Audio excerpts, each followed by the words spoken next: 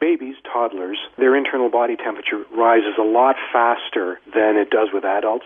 So a temperature or circumstance that you and I might find uncomfortable can be deadly for children.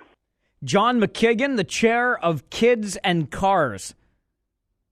It's an organization that advocates for child safety, surprisingly enough, around the automobile. Kidsandcars.org is the website.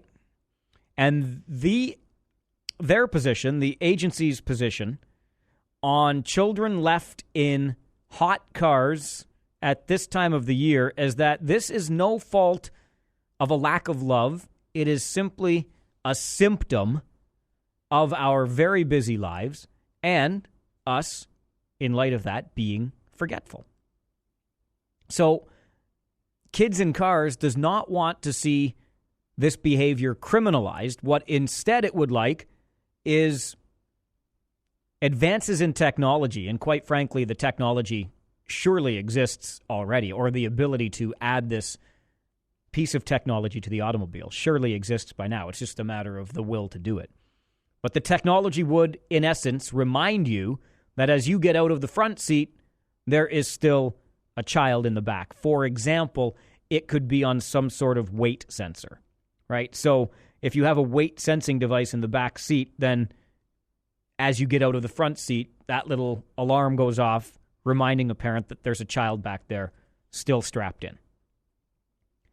I have a hard time with this because I think John makes a good point in that if the worst possible outcome of this behavior, if the outcome is tragedy and a child dies, the parent obviously already feels bad enough. So do you add to that feeling of neglect and absolute tragedy by criminalizing the behavior and pressing some sort of charge?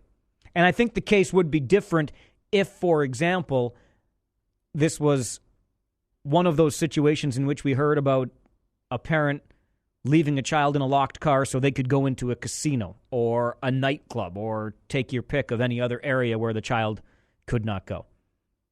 Is this, though, just forgetfulness, or is this negligence? Should we criminalize the behavior? Do you want to see a parent that leaves a kid in a hot car charged? Star 570 is our cell phone number. In town, it's 519-570-2545. Long distance, toll free, 1-800-570-5715. And you can email the program. It's Mike at 570news.com. Let's go to James. Hi, James. You're on 570 News. Hey, Mike. Great show. Thank you. The technology already exists for this. And I know because I've seen a couple cars that have it. When somebody comes in your car and they sit in the front seat as a passenger and it's not wearing the seatbelt, the alarm will, a little beeping sound will go off. That's right. And they have to put their seatbelt on. Yep. Why can't they use this technology for the kids? Because it's tragic. Tragic that people, which is horrible that people that are living a busy life forget about their most important thing in their life. Yeah, no, and I agree. And I'm with you 100%, James. The technology does exist. We're just not using it at this point. There hasn't been a will, I guess, on the part of the manufacturers to install it. But so you feel this way, though? We can forget about our own children just because we're too busy to remember them? Yeah, because our house and our cars and our money is more important than our kids. First of all, we should put our kids first and then the rest of our stuff. Makes a lot of sense. James, thanks very much for the call. Sounds like you've got another one coming in. But James is on the money, and I'm not disputing the existence of this technology. I guess the frustration on my end comes with actually believing that we need this. James just said our money and our jobs and whatever else comes before our children. Well, when did that get all messed up? How did we get here? How did we get to the point where we're deciding that the best solution to keep a child from being locked in a sweltering car in the middle of summer is to put a warning device in that car? I don't know how we got here. Right, I'll go back to the point about the lights that automatically turn off. Yes, I get it. It's a nice thing to have because sometimes we forget. But boy, oh boy, shouldn't we be more responsible for our own actions? And then let's take that a step further. Let's say there is a warning device put in the car. Can we claim that the warning device malfunctioned and now it's the responsibility of the auto manufacturer that our child was left behind and add that legal wrinkle to this whole mess? It's the legal aspect that I'm interested in from your perspective today. Should the behavior of leaving a child in a locked car in the summer be criminalized? Heck, if you remember to lock the car, how can you forget to take the child out? Star 570 is our cell phone number. In town, 519-570-2545. Long distance toll free, 1-800-570-5715. Email is mike@570news.com. James agrees. He says, we are forgetful. We're so busy these days. Sherry writes in by email, Mike, your guest is totally wrong. We do not need technology to help us remember that our children are in the car. It's just irresponsible for a parent to ever leave a child unattended at any time. You put the kid in the car, it's your fault if you forget. But from what I've seen, and just last week, people know the kids are in the back seat. They're just too lazy to get the kid out or too busy. And that's one good point from Sherry. If you put the kid in, it's really hard to fathom that you forget to take the kid out. Kevin in Waterloo, you're on 570 News.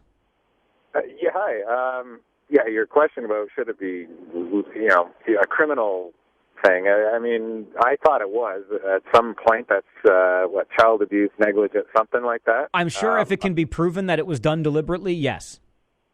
Well, I don't even know that it has to be deliberate, really. I mean, you're still responsible for the child. Oh, fair enough. As a parent, I can't imagine doing it, but it does happen. So obviously, it can happen. I guess the scary thing is, and falls under the category of, that'll never happen to me. I mean, I have two kids. My oldest is almost 12, and when he was about a year and a half, I had to run into the store, Sears, at Fairview Mall. And I just had to go in and give something to the desk. So I go down to the loading dock, and my 1.5-year-old was in the back seat sleeping. It was not a hot day, by the way. So I left the windows cracked and went out. I left him there for a few minutes. I came out, got back in my truck, drove down to the loading dock. When I came out, there was a bunch of fire trucks coming in. I thought, isn't that strange? And I look over, and about 6 spaces down from where I had left him parked, there was a car had caught on fire. So that made me think twice about ever doing that again. I see where you're going. Kevin, great story, and thanks very much for sharing it. I'm going to go late here, but squeeze in one more. Vuyo, you're on 570 News. We got about 30 seconds. Good day, Mike. Good day. Things can happen if procedures change. For instance, I once left my daughter in the car because I dropped my wife off we were going to church, dropped her off at the door, and then I was going to go off and park. Usually she takes our daughter, or she took our daughter. This was about 14 years ago or so. But this time she didn't, and I went to park. I came back into church, and she's like, "Where's our daughter?" I've never run so fast, took off to go get her, but that because procedures changed, the way we did things changed, I didn't think about the fact that we had our daughter in the back seat. Yeah. So in that sense, it's not about parents don't love their children or I can't believe that parents would leave their kid in the car. Sometimes things happen and we do forget. Vuyo, thanks very much for the call and sharing your story as well. And that's what kidsandcars.org said. A change in the routine, like Vuyo just described, can lead to that. It's unfortunate. And the bottom line is, until we get the technology, if that's the direction we're going, remember the kids in the back seat. This is 570.